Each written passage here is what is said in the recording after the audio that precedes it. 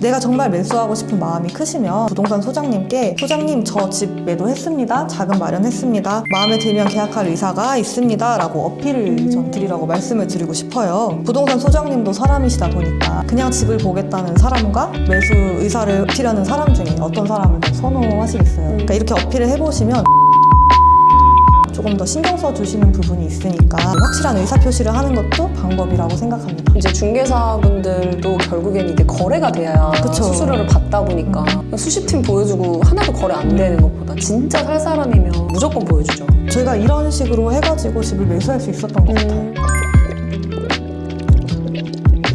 안녕하세요. 오늘 30대에 내 집 마련과 더불어서 갈아타기까지 성공하신 분 모시고 인터뷰하게 됐습니다. 네, 안녕하세요. 안녕하세요. 네, 간단하게 이제 구독자분들한테 자기소개 한번 해주세요. 저는 평범한 직장인이자 이제 결혼 3년차 들어가는 아기 엄마고요. 경제적 자유를 꿈꾸며 투자와 거주를 분리한 부동산 투자자입니다. 그러면 지금 뭐 직장은 어디 다니세요? 직장은 인천 쪽에 있어요. 아, 인천 쪽에? 네, 남편분은? 신랑은 충청권으로 다니고 있어요. 아, 제가 알기로 그 실거주 안 하시고 투자로 하신 걸로 알고 있는데 네. 그 지방에 또 계시니까 일단 저희가 거주를 생각하고 사야 하면 사실 저는 서울에 내 집을 마련하고 싶은데 그게 안 되니까 투자로 서울을 구매를 하고 실거주는 저희 거리를 고려해서 중간에 자리를 잡았습니다. 그러면은 지금 나이가 혹시 어떻게 되시죠? 제가 30대 후반입니다. 아, 처음에 내 집 마련을 시작하게 된 계기가 있었나요? 제가 그 성장기에 좀 경제적인 기복이 있었어요. 그러다 보니까 노후에 대한 불안감이 크게 살아왔는데 월급을 아무리 열심히 모아도 그 내 집 마련 한 채 하는 게 너무 어려운 거예요. 그러던 중에 저희 대표님이 압구정 신현대를 보유하고 계셔서 그 검색을 해봤는데 제가 입사했던 시점보다 20억 이상, 뭐 현재 기준으로는 한 70억 이상 올라 있는 것 같아요. 그러니까 그때 굉장히 충격을 받았고 평범한 직장인이 월급만으로는 현실의 벽을 넘을 수가 없겠다. 결국 부동산이라는 자산이 노후 대비가 되어줄 수 있겠다라는 생각에 부동산 공부를 시작하게 됐습니다. 그러니까 내가 경기도 외곽이든 인천이든 다른 데에서 살아도 네. 투자는 무조건 서울 핵심지에 해야 된다. 네. 약간 그런 생각이 많이 드네요. 최근에 25년에 갈아타기를 했잖아요. 네. 처음에가 언제 사신 거죠, 그러면? 23년 여름이었어요. 23년 여름에 집을 샀고 더 일찍 사고 싶었는데 또 자금을 합치려면 또 양가의 허락을 받아야 하고 좀 시기가 밀렸던 감이 있는데 그래도 23년도에 서울에 등기를 치게 됐습니다. 어디를 사셨어요? 마포구 상암동에 있는 월드컵 파크를 구매하게 됐습니다. 23년도면 8억 중반이었어요. 아, 진짜 싸다. 지금 보니까 진짜 싸다. 근데 그때도 분명히 사람들이 또 비싸다는 사람들도 있었을 거예요. 왜냐면 하락해서 이제 막 올라오던 초입이었으니까 어수선했잖아요, 분위기가. 네, 맞아요. 그럼 이거를 투자로 네. 하신 거예요? 투자로 구매를 했고 이걸 구매하고 나서 저희 실거주는 최대한 저렴한 곳으로 마련을 했어요. 그러면 이게 갭이 얼마였어요? 당시 갭이 3억 초반이었습니다. 이게 24년도 후반으로 넘어오면서 이제 갭 3억으로 사실 마포에 괜찮은 데 사기 어려웠잖아요. 동대문이나 맞아요. 이런 데로 내려가야 됐고 지금은 갈아타기를 어느 쪽으로 하셨죠? 서대문구 부가연동으로 갈아타기 했습니다. 그 무가연 뉴타운 있는 쪽에 신축을 사신 거예요? 네. 그러면은 8억에서 이거를 얼마에 엑시스를 하셨어요? 10억 중반대로 그래도 시세차익도 가져가면서 엑시스를 하셨구나. 23년도에 처음 매수하시고 25년도에 갈아타기를 바로, 네. 하신 거고 그러면 노후에 대한 좀 불안감이 있으셨고 30대 후반에 첫 집을 사셨는데 그전에는 좀 집 사야겠다 이런 생각도 하셨어요? 그전에는 사실 그런 생각을 전혀 못하고 있었어요. 일단 주변에서도 그 주택을 매수하는 연령대가 높아지다 보니까 그 결혼 연령이 늦어져서 내 집 마련을 그렇게 막 똘똘하게 한 친구가 없었어요. 그래서 그전에는 생각을 못하고 있다가 대표님이 계기가 돼서 부동산을 공부하게 됐습니다. 약간 인생에 있어서 귀인 같은 느낌인데 어떻게 보면 동기부여가 되셨죠.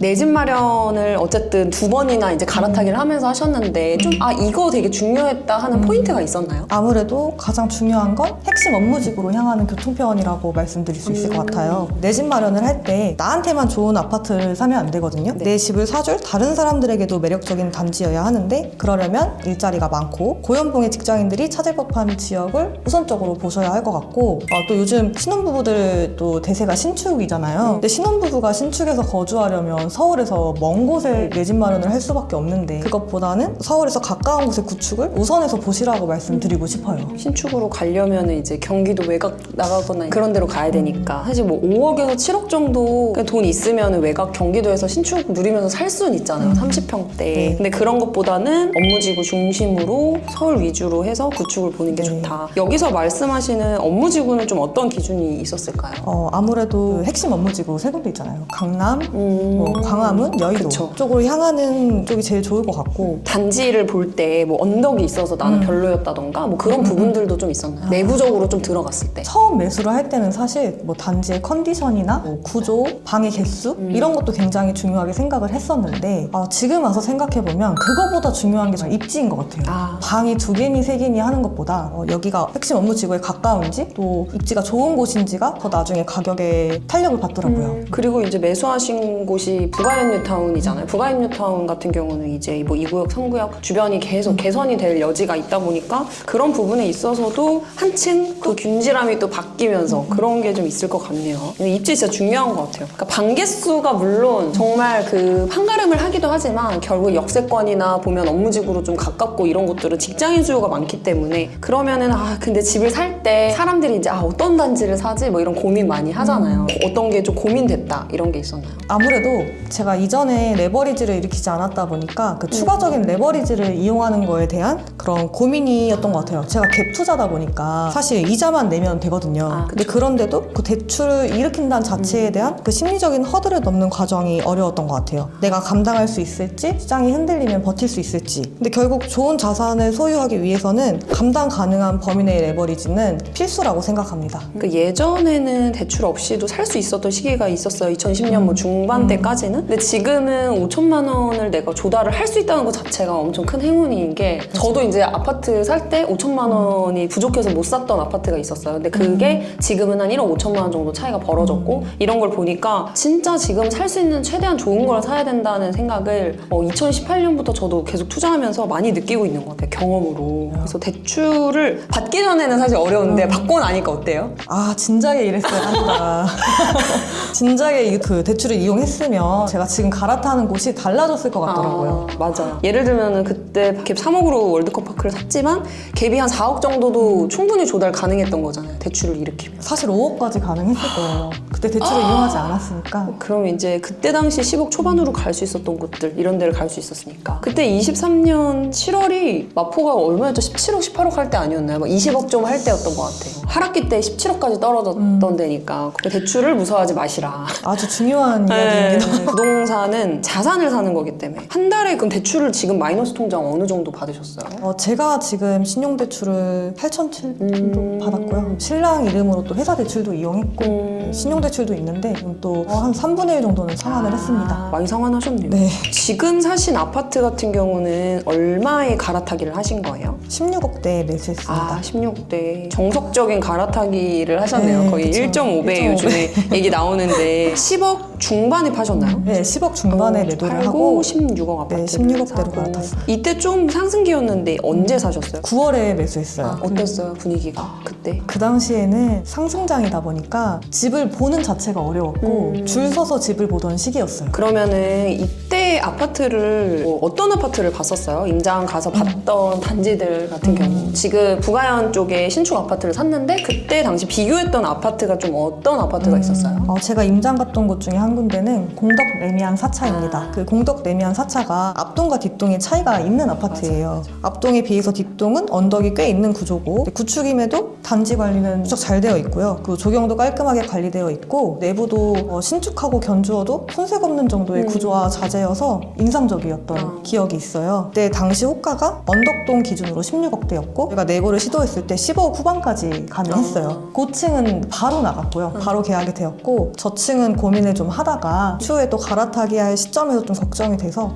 계약하진 않았습니다. 그러면은 이 단지와 지금 사신 단지 비교했을 때 거기를 좀 골랐던 이유가 있을까요? 아무래도 그 공덕 레미안 아파트들보다는 신축이니까 세입자를 맞추기가 좋고 아무래도 지금 제가 구한 가격대에서는 저는 장기로 가지고 갈 수밖에 없는데 장기로 가지고 갔을 때 또 수익을 내줄 수 있는 아파트라고 판단을 해서 매수하게 됐습니다. 그 공덕 같은 경우 아현뉴타운이나 이런 좀 이제 이미 완성이 된 약간 호재 느낌이라면 부가현뉴타운은 앞으로 계속 이제 단계가 맞아요. 사업 시행, 뭐 관리 처분, 그 다음에 이제 멸실을 한 다음에 없애고 부수고 이제 아파트 착공하고 그리고 준공되고 그 단계까지의 또 약간 그 좋은 호재를 받을 수 있는 단지인 건 확실히 맞거든요. 그래도 지금 나이대에 진짜 이 아파트를 보시는 것 자체가 대단하시고 앞에서 얘기했지만 결국에는 맨 처음에 돈을 꾸준히 저축해서 모았던 게 지금의 부를 좀 읽을 수 있으셨네요. 저축이 정말 1번인 거. 일단 총알이 있어야 되는데 시드가 없으면 투자를 할 수가 없으니까. 그 모으는 시기는 진짜 어렵잖아요. 그쵸, 어렵죠. 그 돈을 좀 관리했을 때 돈 관리 꿀팁 이런 거 있나요? 이렇게까지 나는 좀 모았다. 월급을 받으면 모을 거라고 제가 다짐한 금액을 다른 통장에 빼놓습니다. 뭐 파킹 통장이나 이런 데 빼놓고 나머지 한도 내에서 최대한 생활하려고 노력을 했고 근데 이게 하다 보면 또 이 금액에 맞춰지더라고요. 네, 소비를 늘리는 건 쉬운데 줄이는 건 어려우니까 아예 애초에 차단을 해버리면 좀 따지다 보면 세세하게 불필요하게 샀던 것들이 이제 나오더라고요. 그쵸. 예를 들면 뭐 커피를 사 먹을 수도 있고 외식을 할 수도 있고 막 옷도 있는데 계속 옷도 살 수도 있고 그거를 조금만 내가 힘들지만 버티다 보면은 분명히 좋은 시기가 이렇게 오더라고요. 이제 계속 투자를 계속 하고 계시는데 아기가 지금 몇 개월 됐어요? 지금 이제 돌 지났습니다. 돌 지났어요? 네. 헉, 이 소중한 아기를 이제 어딘가에서 정착해서 키우는 시기도 필요하잖아요. 그 시기를 좀 정해둔 시기가 있으신가요? 아무래도 학령기 이전에는 좀 투자에 올인을 하고 그 이후로는 안정적인 거주를 생각하고 있긴 한데 사실 이게 투자를 하다 보면 그게 어려워요. 제가 자리를 잡고 그 돈을 깔고 있는 것보다 굴리는 게 더 수익이 크기 때문에 정확하게 시기를 지금 정하지는 못한 것 같아요. 저는 근데 생각하고 있는 게 약간 초등학교 한 고학년 되기 전까지는 갈아타서 거기에 계속 있어야겠다는 생각이 좀 있어요. 그 학군지에서 뭐 월세를 살더라도 왜냐하면 아이들이 이제 그 무리가 생기고 친구들이 또 생기다 보면은 그 전까지만 조금 우리가 고생을 하면 이게 좀 편안함을 또 물려줄 수 있고 그러면은 이제 월드컵 파크에서 새로운 이제 신축, 북류 신축으로 갈아타기 하셨는데 갈아타기를 결심했던 이유가 있을까요? 갈아타기를 결심한 이유는 명확해요. 지금 시중에 통화량이 늘어나고 있는데 좋은 입지의 공급은 점점 줄어들고 있잖아요. 또 지금 현재를 봤을 때 늘어날 기미도 보이지 않고 그래서 현금을 보유하고 있는 게 좀 무서웠어요. 현금보다는 우량한 자산을 소유하고 있어야 화폐 가치 하락으로부터 좀 자산을 지킬 수 있다고 판단이 들어서 제가 가진 자금으로 갈아탈 수 있는 최대한 좋은 곳으로 갈아타고자 선택하게 되었고 이게 평범한 직장인이 현실적으로 자산을 증식할 수 있는 가장 좋은 방법이라고 믿고 있습니다. 그러니까 요즘에는 똘똘한 한 채라는 게 되게 뭔가 하나의 트렌드가 된 것 같아요. 근데 앞으로도 저는 한 5년, 10년간은 이게 좀 유지되지 않을까. 근데 예를 들면 수도권에만 한정된 게 아니라 지방에서도 핵심지는 계속 같이 오를 거고 근데 그게 더 양극화가 이제 되는 거죠. 예를 들면은 부산이면 주변에 있는 지역들에 수요를 빨아들여서 부산에서도 핵심지만 오른다던가 그게 지금 약간 서울이 된 거죠. 서울도 핵심지인데 경기도의 수요와 인천의 수요를 이렇게 쫙 빨아들여서 계속적으로 그 똘똘한 한채 현상이 심해지지 않을까. 그러니까 지금 대출이 안 되는데도 계속 맞아요. 강남이나 뭐 용산 뭐 지금 사신 아파트도 그렇고 계속 가격 뛰고 있더라고요. 지금 대출이 예를 들면은 뭐 10억 미만은 6억이고 10억 이상부터는 뭐 4억? 그 이후는 뭐 2억 정도밖에 안 나오는데도 계속 이제 사람들이 매수를 하고 있고 최근에 그리고 국내 주식이 많이 올랐잖아요. 근데 사람들 심리상 국내 주식에 대한 그 확신이 좀 없어요. 그래서 계속 이거를 팔고 내가 더 안전한 자산으로 갈아타야지 하는 수요가 좀 있거든요. 그 주식이 오른 만큼 저는 부동산으로 그 수요가 또 옮겨붙을 것 같다는 생각이 많이 들더라고요. 그럼 갈아타기 할 때 좀 노하우가 뭐 부동산 갈 때 팁이라던가 사람들이 되게 막연하잖아요. 뭔가 한 채 하는 것도 어려운데 또 어떻게 갈아타기를 하는지 약간 그런 노하우가 있다면 제가 갈아타기를 준비하시는 분들에게 몇 가지 말씀드리고 싶은 게 있는데 제 주변에 실제로 갈아타기를 준비하시는 분들이 계세요. 근데 그분들 얘기를 들어보면 내가 가지고 있는 집을 뭐 이 정도 가격에는 팔고 싶다. 그럼 기준이 있으시더라고요. 말씀드려야 할 건 높은 호가의 매도를 고집하면 그 매수 시기를 놓칠 수 있다는 점입니다.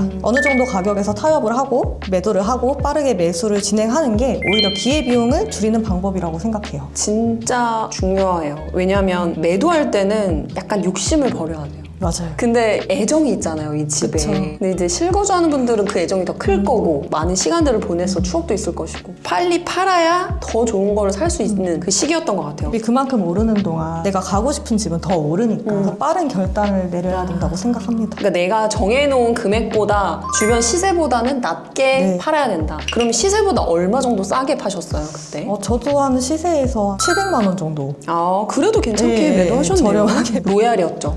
집 상태가 좋았어요. 상태가 좋았어요. 네, 뭐 고층은 아니었는데 네. 저희 집이 좀 수리가 잘 돼 있는 집을 제가 매수를 했어서 집 상태를 보고 아마 계약을 하신 것 같아요. 그러니까 내가 인테리어 하려면은 좀 이제 귀찮고 한데 그거를 남이 해놓은 거를 그냥 맞아요. 편하게 사시는 분들도 있거든요. 잘 파셨네요, 그래도. 그리고 두 번째는 매수 시기를 맞추려면 미리 가능성 있는 아파트들을 임장 다니시라고 말씀드리고 싶어요. 그러니까 갈아타기를 결심한 순간부터 매주 내가 가능한 모든 단지들을 보셔야 된다고 생각합니다. 상승장에서는 네이버 부동산에 올라와 있는 매물이 현장에는 이미 없을 수 있거든요. 거두는 일도 비일비재하고 그러다 보니까 단지를 보는 거에 그치지 말고 부동산에 연락을 하셔서 지금 어떤 매물이 있는지 확인을 하고 진행하는 걸 추천드립니다. 이것도 진짜 너무 중요한데요, 이거? 왜냐면 이게 사람들이 생각하는 게 아파트를 팔고 나서부터 하려고 하잖아요. 그럼 그리고 그죠. 살 거 이제 막 그때 찾아보는데 그러면 안 되고 내가 매도하려고 딱 그리고 계좌 주기 전에 내가 매수할 것도 어느 정도 확정이 돼 있어야 돼. 그죠? 맞아요, 맞아요. 그래야 내가 빨리 사는 건데 안 그러면 붕 뜨잖아요. 팔아버리고 그쵸. 내가 못 사면. 그래서 정리해보면은 팔고 싶은 나만의 기준을 정하기보다 사람들이 이걸 살 수 있는 정도의 적정 가격으로 어느 정도 1,000만 원, 2,000만 원 정도 내려서 파는 게 필요하고 두 번째는 미리 매수하려는 단지를 보고 마음속에 정해놓고 그리고 팔아야 된다. 그리고 하나 더 말씀드리자면 내가 정말 매수하고 싶은 마음이 크시면 부동산 소장님께 소장님 저 집 매도했습니다. 자금 마련했습니다. 마음에 들면 계약할 의사가 있습니다. 라고 어필을 전 드리라고 말씀을 드리고 싶어요. 부동산 소장님도 사람이시다 보니까 그냥 집을 보겠다는 사람과 매수 의사를 어필하는 사람 중에 어떤 사람을 더 선호하시겠어요. 그러니까 이렇게 어필을 해보시면 집 보는 순서를 바꿔준다거나 뭐 아니면 매물이 나왔을 때 연락을 먼저 주신다거나 조금 더 신경 써주시는 부분이 있으니까 확실한 의사표시를 하는 것도 방법이라고 생각합니다. 이제 중개사분들도 결국엔 이게 거래가 돼야 그쵸. 수수료를 받다 보니까 수십 팀 보여주고 하나도 거래 안 되는 것보다 진짜 살 사람이면 무조건 보여주죠. 저희가 이런 식으로 해가지고 집을 매수할 수 있었던 것 같아요. 이게 원래는 다른 분이 먼저 본 거예요? 네, 맞아요. 제가 지금 매수한 집을 저 말고 다른 분들이 먼저 보기로 되어 있었어요. 근데 제가 이렇게 어필을 한 두세 번 드렸고 전화해서 드렸더니 순서를 바꿔주시더라고요. 갈아타기 할 때는 이 노하우로 여러분들도 이제 집을 사시면 더 좋을 것 같고 근데 그래서 계속 관심을 갖고 봐야 돼요. 21년도에도 그랬잖아요. 나 이제 벼락거지 된 거 아니야? 해서 그때 관심을 끊었던 분들은 기회를 못 잡았지만 그러고 나서 또 23년, 24년 그리고 지금 같은 또 좋은 기회가 있었으니까 아파트 내부를 이렇게 임장하다 보면은 이런 게 좀 눈에 보였다 이런 게 있을까요? 인테리어도 사실 중요해요. 왜냐면 세입자를 맞추려면 인테리어를 빼놓고는 얘기하기가 어려우니까 인테리어도 중요한데 사실 그 인테리어를 또 상쇄하는 가격인지도 중요하다고 생각을 해요. 만약에 가격이 이 인테리어 비용을 뭐 감안하더라도 저렴한 가격이라면 그럼 매수해도 괜찮다고 생각하고 있어요. 뭐 인테리어 비용을 내가 조금 더 줄여서라도 그 다음에 세입자를 맞추면 되니까 만약에 맨 처음으로 투자하기 전으로 돌아간다면 인테리어가 돼 있는데 8억 뭐 2천만 원이고 하나는 인테리어가 안 돼 있는데 8억이에요. 그러면 어떤 거를 살 것 같으세요? 사실 여기서는 그러면 전세금도 굉장히 중요해요. 전세금은 2천을 더 받을 수 있느냐 아. 그 차이도 또 있기 때문에 전세. 그 갭을 비교해 볼 것 같아요. 그러니까 지금은 토화제로 묶였지만 예전에는 전세 그 가격이랑 시세도 되게 중요했죠. 그럼요, 중요하죠. 저는 근데 제가 월세를 좀 살아보니까 저 지금 30년 넘은 아파트 살고 있거든요. 근데 리모델링 수리가 하나도 안 돼 있어. 베란다에 그 창문이 안 열려. 막 뻑뻑해가지고 막 온 힘을 다해서 열고. 근데 저는 그렇게 해가지고 처음 들어갈 때 내고를 했었어요. 보증금을 내고를 해서 들어갔고. 그러니까 결국에는 들어올 사람은 들어온다는 것 같아요. 내가 느끼기에는. 왜냐면 요즘 전세가 또 없잖아요. 맞아요. 그러니까 집주인들이 약간 부르는 게 값이 돼버려서 저라면은 근데 인테리어 안 된 8억을 살 것 같아요. 만약에 똑같은 층에 똑같은 로얄이고 그렇다면은 저는 그거를 8억에 사고 더 많은 시세 차익을 좀 가져갈 것 같고 말씀하신 것처럼 만약에 전세가 있으면 전세의 그 갭 금액이 되게 중요할 것 같아요. 그죠? 금액이 좀 적게 들면서 들어올 수 있는데 사실 아파트도 그 자동차랑 비슷한 것 같아요. 얼마를 조금 더 올리면 또 다른 아파트를 매수할 수 있고 그러니까 옵션 붙이거나 만약에 옵션을 붙여서 야반대인데 옵션을 붙여서 그랜저 가격이 된다면 사실 그랜저 깡통을 사는 게 아, 그런 느낌으로? 네. 맞아요. 그래서 사람들이 이제 눈높이가 계속 높아지고 하잖아요. 그쵸. 그래서 아파트도 또 좋은 거를 좀 사야 되고. 근데 전세를 맞추려면 일단 무조건 이제 입지가 좋아야 돼. 그죠? 맞아요. 여기랑 그래도 어느 정도 가까워야 되고, 계속 여기 살고 싶어 하는 뭔가 그 필요사항이 있어야 돼요. 그런 게 필요한 것 같고. 그럼 마지막으로 좀 처음 집을 사려는 분들에게 좀 해드리고 싶은 말씀 한마디 하고 마무리하겠습니다. 영상 보시면서 평범한 직장인이 어떻게 갭 9억대를 매수할 수 있었나 궁금하신 분들이 계실 것 같아요. 근데 저희 부부는 진짜 평범한 회사 다니면서 그때 평균 연봉을 받는 평범한 사람들이거든요. 다만 남들보다 절약하고 부동산에 대해 공부하고 임장 다니다 보니까 그 조금씩 선택지가 넓어지더라고요. 이거는 정말 제가 아닌 그 어떤 누구도 할 수 있는 부분이니까 저와 같이 평범하지만 안정적인 미래를 고민하고 계신 분들이 이 영상을 보시고 희망을 가지셨으면 좋겠습니다. 감사합니다. 고생하셨습니다.